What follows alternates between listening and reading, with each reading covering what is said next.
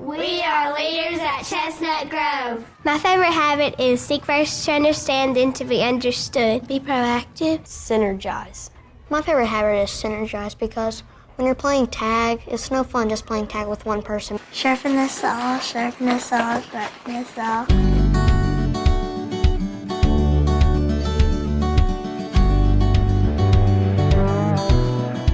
We started in 2005 at Chestnut Grove, and we wanted to make Chestnut Grove the best elementary school in Decatur. No one rises to low expectations, and we have high expectations of all our boys and girls. When Mrs. Teague uses the habits, she always thinks of what's best for the school, not best for her needs. She's always thinking win-win.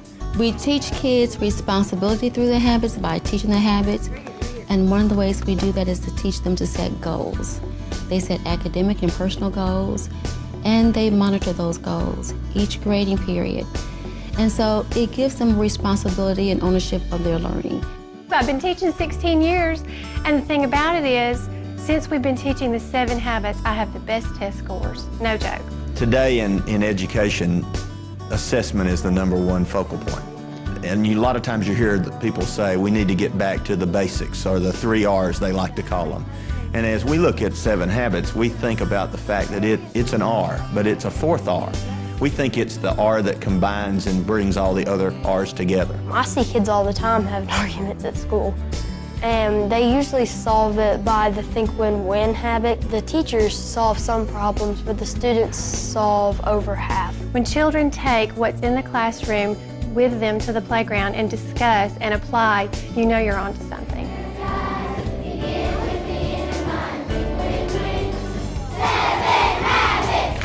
I believe that students who have been through the 7 habits will be planners.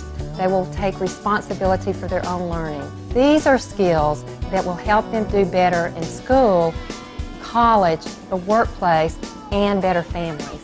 We love the 7 habits. When 7 habits became part of the school at Chestnut Grove, we saw a change not only in students who began to take more responsibility, but also parents. Parents began to respond and talk about the difference they were seeing in their child, the motivation. I was really excited, and my husband was too, because we had both been through the 7 habits training with work, and we felt like it would be really beneficial for her to have those life skills starting as early as elementary school.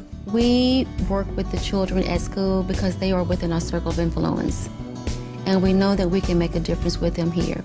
And they can take it home and make a difference in the community and in the church and at home. It's a win-win for our community. It's an opportunity to build a new generation who know how to relate with one another in a positive way. We're looking at implementing it district-wide, and what we see the value there is that we start with a kindergartner at 5 years old.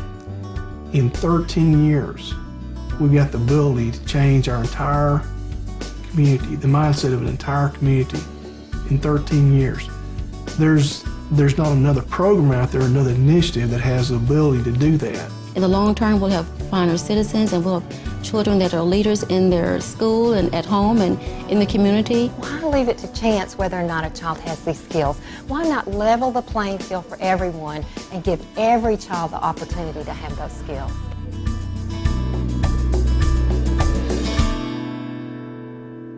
I am convinced that as you teach these principles to young students, you will be creating a generation of leaders, one child at a time. You will help them find their identity, their full sense of worth and potential. And that, in my mind, is what leadership and teaching is all about.